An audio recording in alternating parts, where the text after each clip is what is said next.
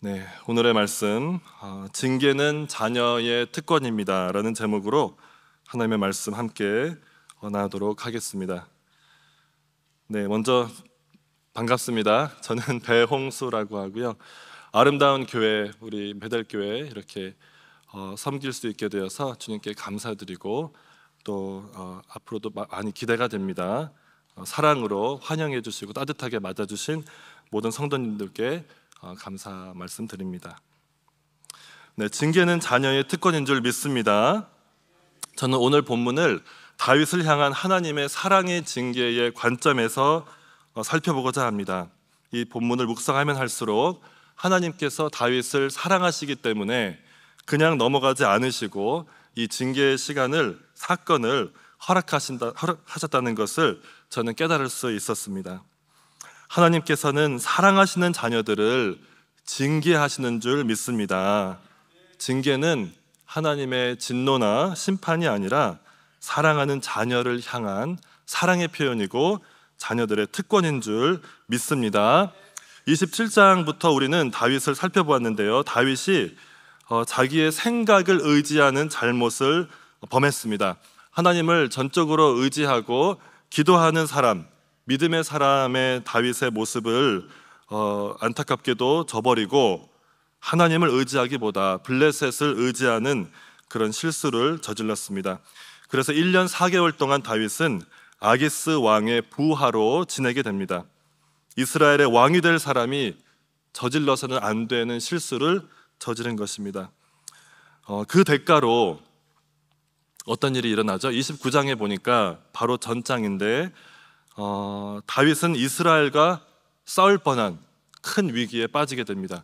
그래서 출전 명령을 받고 나가지 않을 수 없는 상황이 되어서 다윗은 또 그가 잘하는 페인팅 잘하잖아요, 그렇죠? 그래서 드라마틱하게 너무나 내가 그러면은 주인을 위해서 무엇을 할 수 있는지 보여드리겠습니다 하면서 이렇게 또 말은 하지만 그의 마음속은 얼마나 정말 큰 위기를 느꼈을지 우리는 알 수 있습니다. 그런데 하나님께서는 긍휼을 베푸셔서 그런 다윗을 극적인 방법으로 구해 주셨습니다. 그게 29장에서 우리가 보았던 말씀입니다. 근데 위기에서 벗어나기는 했는데 우리가 보면 뭔가가 아직 좀 찜찜함이 느껴집니다. 다윗이 하나님의 은혜로 위기에서는 벗어났지만 정말 그와 하나님과의 관계가 회복이 되었을까라는 생각을 하고 있는 찰나에 아니나 다를까 하나님께서는 다윗을 사랑으로 징계하시는 장면을 볼 수 있습니다. 1절에 보니까 이렇게 나옵니다. 다윗과 그의 사람들이 사흘 만에 시글락에 이른 때에 아말렉 사람들이 이미 네겝과 시글락을 침노하였는데 그들이 시글락을 쳐서 불사르고 큰 위기에서 구원을 받아서 안도의 한숨을 쉬고 집으로 돌아왔는데 글쎄 가족들이 모두 이스라엘의 원수인 아말렉 군대에 사로잡혀 간 것입니다. 그냥 아무 일 없이 지나가면 되잖아요. 그 블레셋과 싸울 뻔한 큰 위기에서 이제 벗어나서 하나님 감사합니다, 정말 주님의 은혜가 큽니다 하고 그냥 무사히 돌아왔으면 거기서 잘 지내다가 이제 하나님의 은혜로 회복이 되면 좋겠는데 아니나 다를까 아벡에서는 지금 블레셋과 이스라엘이 이제 막 싸우려고 하고요. 시글락, 자기 가족이 있는 곳으로 돌아왔는데 그곳 상황이 말이 아닙니다. 아말렉 군대에 사로잡혀간 것입니다. 자, 이것을 허락하신 분이 누구입니까? 하나님입니다. 네. 이것은 결코 우연도 아니고 아말렉이 다윗이 자리를 비운 사이를 틈타서 물론 실력이 좋아서 왔겠지만 그것을 허락하신 분은 궁극적으로 하나님인 줄 믿습니다. 그렇기 때문에 우리는 이것을 하나님께서 허락하신 어떤 의도와 목적이 있기 때문에 허락하신 것을 우리는 믿을 수 있습니다. 우리는 본문을 묵상하면 위기에서 우리를 구원하시는 하나님께서 너무나 다윗을 사랑하시기 때문에 단순히 상황을 모면하는 데서 끝내지 않으시고 그를 사랑으로 징계하심을 알 수 있습니다. 불신앙과 불순종의 대가를 다윗이 치르게 함으로써 정말 어떻게 하면 다시 믿음을 회복시킬 수 있는지 하나님께서 인도하고 계시는 것입니다. 징계는 아픕니다. 다윗과 그의 부하들도 너무나 슬프고 놀라서 큰 소리로 울었다라고 4절에 보면 나옵니다. 히브리서 12장에도 이런 말씀이 있습니다. 11절에 보면은 무릇 징계가 당시에는 즐거워 보이지 않고 슬퍼 보이나 후에 그로 말미암아 연단받은 자들은 의와 평강의 열매를 맺느니라. 아멘. 근데 성도 여러분, 이 본문을 우리가 묵상을 해보면 하나님께서 징계를 허락하긴 하시지만 이 징계를 가장 적당한 그런 레벨로 맞추시는 것을 알 수 있습니다. 무슨 말이냐면 3절을 보십시오. 다윗과 그의 사람들이 성읍에 이르러 본즉 성읍이 불탔고 성읍은 불탔습니다. 하지만 자기들의 아내와 자녀들이 죽임을 당했습니까? 죽지는 않았습니다. 사로잡혀 갔고 죽임을 당하지 않았습니다. 그리고 그들이 사로잡혀 간 그 시점이 아직은 추격을 해서 따라갈 수 있는 그런 아직 소망은 남겨두신 상태로 그들이 사로잡혀 가게 허락하신 것입니다. 무슨 말이냐면 하나님께서 징계를 허락하긴 하시지만 완전히 다 소망을 끝내신 것이 아니라 회복의 그 소망을 남겨두심으로써 그가 징계에서 다시 일어날 수 있도록 적당한 양의 징계를 허락하시는 줄 믿습니다. 우리 하나님은 이렇게 우리에게 자비를 베푸시는 분입니다. 우리 성도님들은 주님의 징계에 대해서 혹시 어떻게 생각하십니까? 징계를 받으실 때 어떻게 반응하시고 어떻게 대처하십니까? 우리는 다윗과 같이 하나님께서 징계를 허락하심은 우리가 미워서가 아니라 우리를 심판하시기 위해서가 아니라 우리의 회복을 위해서 우리가 다시 믿음의 사람으로 회복되기 위해서 사랑하는 자녀에게 베푸시는 그 징계임을 믿으시기를 간절히 바랍니다. 두 번째는 징계의 목적은 관계의 회복인 줄 믿습니다. 징계의 목적은 관계의 회복입니다. 하나님께서 우리에게 징계를 허락하심은 이유가 있습니다. 단순히 아프게 하시기 아닌 줄 믿습니다. 징계의 목적은 관계의 회복입니다. 29장에서 놀라운 구원을 받았지만 제가 아까 말씀드린 대로 아직 서먹한 관계가 남아 있습니다. 분명히 위기에서 벗어났지만 27장부터 시작된 다윗의 불신앙과 불순종으로 인해 하나님과 다윗 사이에는 어떤 불편한 관계가 생겼습니다. 관계가 벌어진 것이죠. 이것을 어떻게 알 수 있냐면 27장과 29장에 보면 28장은 사울에 대한 본문이므로 우리가 뛰어넘을 수 있습니다. 27장과 29장에 보면은 블레셋으로 넘어간 다윗의 삶에 하나님에 대한 언급이 전혀 없습니다. 딱 두 번 유일하게 나오기는 하는데 하나님의 그 이름을 언급하는 사람이 다윗이 아니라 블레셋 왕 아기스가 그의 하나님의 이름을 언급하는 것을 알 수 있습니다.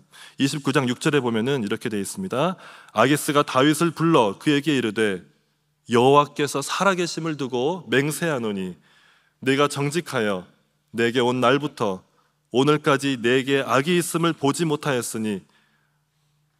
자, 여러분, 이게 지금 놀라지 마십시오. 이게 아기스, 불신자입니다. 하나님을 전혀 모르고 언약 백성이 아닌 블레셋의 왕이 여호와 하나님의 이름을 두고 맹세하죠. 너무나 미안한 겁니다, 다윗에게. 그래서 너가 정직하여 내게 온 날부터 오늘까지 너에게 악이 있음을 내가 보지 못했다. 뿐만 아니라 9절에도 한 번 더 나옵니다. 아기스가 다윗에게 대답하여 이르되 너가 내 목전에 하나님의 전령같이 Angel of God, 선한 것을 내가 아나. 근데 여러분, 지금 다윗이 하나님의 천사같이 그렇게 선합니까? 다윗은 지금 두 마음을 품고 있습니다. 이중적인 모습을 가지고 하나님에게도 신실하지 못하고 아기스에게도 계속 거짓말을 하고 있습니다. 그런데 지금 여기서는 누가 정말로 정직한 사람이죠? 아기스가 사실 더 정직하거든요. 다윗을 믿어주고 다윗을 정말 좋게 생각을 하고 끝까지 다윗을 믿어주는 그 아기스가 이제는 하나님의 이름으로, 여호와의 하나님의 이름으로 놀랍게도 이렇게 말을 하고 있습니다. 이것을 통해서 이 본문의 저자는 다윗의 삶과 마음에서 하나님이 지금 계속 멀어져 있다는 것을 강조하고 있는 것입니다. 그런데 그 순간 하나님께서는 한 번도 다윗을 버리신 적이 없는 줄 믿습니다. 오히려 그의 삶에 끊임없이 개입하시며 그가 다시 하나님과 친밀한 사랑의 또 신뢰의 관계로 돌아오도록 적극적으로 개입하시는 모습을 볼 수 있습니다. 그렇기 때문에 하나님께서는 사랑으로 관계 회복을 위해서 다윗을 징계하십니다.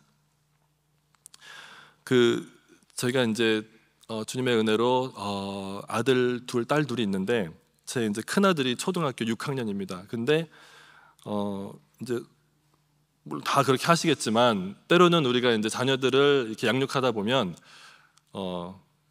이제 징계, 맴매를 해야 될 때가 있습니다. 그렇죠? 맴매가 필요합니다. 근데 이게 참 신기해요. 이제 자녀들이 이제 잘못을 하면 자기가 먼저 압니다. 나와 아빠의 관계가 뭔가가 지금 서먹하다. 그래서 저는 심지어 어떤 걸 느끼냐면 이렇게 맴매를 하다 보면, 그러니까 이제 그 양육을 사랑으로 하다 보면 물론 이게 좀 신뢰가 쌓여야 되는 것이고 저도 아직 이 부분에 대해서는 더 노력이 필요한데 이런 순간도 있습니다. 자기가 잘못하고 나서 아빠가 그냥 넘어가는 거를 원하지 않는 거예요. 왜 그렇죠? 지금 관계가 서먹하거든요. 그냥 문제는 해결이 됐어요. 근데 아빠한테 혼나지 않고 그냥 넘어가는 게 오히려 자기가 싫은 거예요. 왜냐하면 이게 맴매를 통해서 아빠가 다시 나를 안아주고 다시 자기도 울고 아빠도 울고 뭐 항상은 아니지만 그래서 이게 회복이 돼야 되는데 그게 회복이 안 된 상태에서 그냥 아빠랑 살기가 싫은 겁니다. 그러니까 그 심리학자 기독교 심리학도 나오지 않습니까? 자녀가 잘못을 하면은 자기가 안다는 거예요. 자기 마음이 더럽혀졌다는 걸 알기 때문에 그것을 씻고 싶은 마음이 있습니다. 그렇기 때문에 아빠가 이거를 어떻게 잘 또 이렇게 한번 짚고 넘어가셔야 되는데 그냥 넘어가시면 안 되는데 하는 마음이 한편으로 있는 겁니다.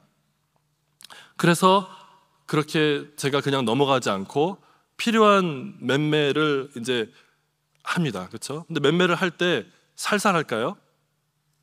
그냥 살살하면 어떻게 될까요? 네, 그러면 맴매 효과가 없습니다. 그렇죠? 할 때는 정말 피멍이 들게 해야 됩니다. 네. 저도 그렇게 맞았었고, 네, 참, 네, 아멘. 네, 참 제가 지금 실수하는 거 아니죠? 미국에 와가지고 죄송합니다. 네, 미국에서 이런 말 해도 될란지. 아무튼 여기도 똑같은 하나님의 교회이고 하나님의 말씀을 순종하는 하나님의 교회인 줄 믿습니다. 사랑하기 때문에 징계해야 됩니다. 우리가 자녀를 징계하지 않으면 미워한다라고 잠언에서 분명히 말씀하고 있습니다. 아무튼 조금 제가 옆으로 새 나갔는데 하나님과 다윗 관계가 지금 그런 겁니다. 하나님께서는 그를 징계하는, 다윗을 징계하는 것을 즐기는 것이 아니고 그와의 관계를 회복시켜야 되기 때문에 너무나 이게 아픈 거 아시죠? 하나님도 아픕니다.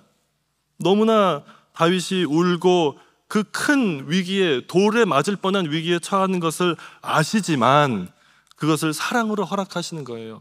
그거를 통해서 관계가 다시 회복이 되고 신뢰하는 관계로, 다시 하나님만 의지하는 관계로 회복시키기 위해서 하나님께서는 이것을 허락하신 줄 믿습니다.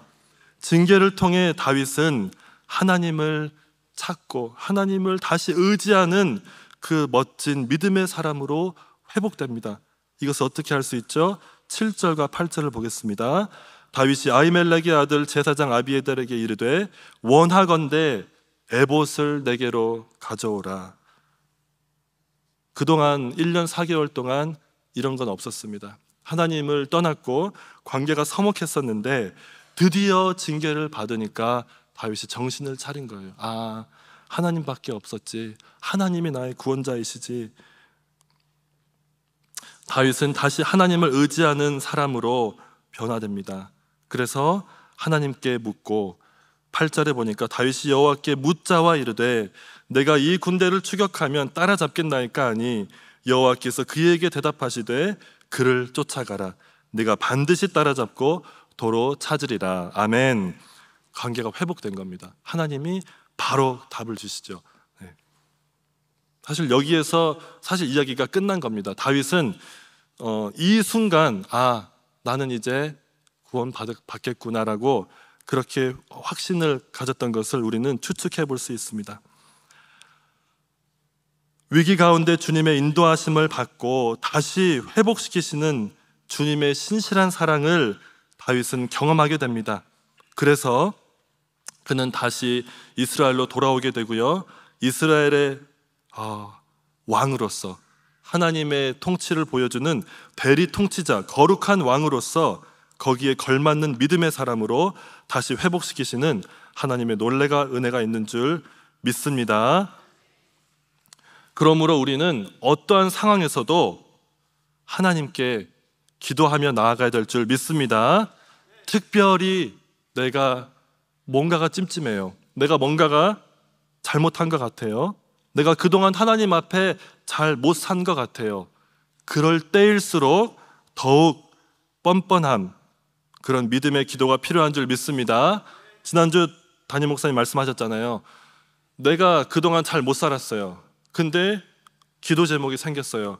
그러면 하나님께 나아가기 죄송하다고 말하는 것은 사실 굉장히 멋있는 것 같지만, 신사적인 것 같지만 오히려 그것은 교만이고 그리고 불신앙의 모습인 줄 믿습니다.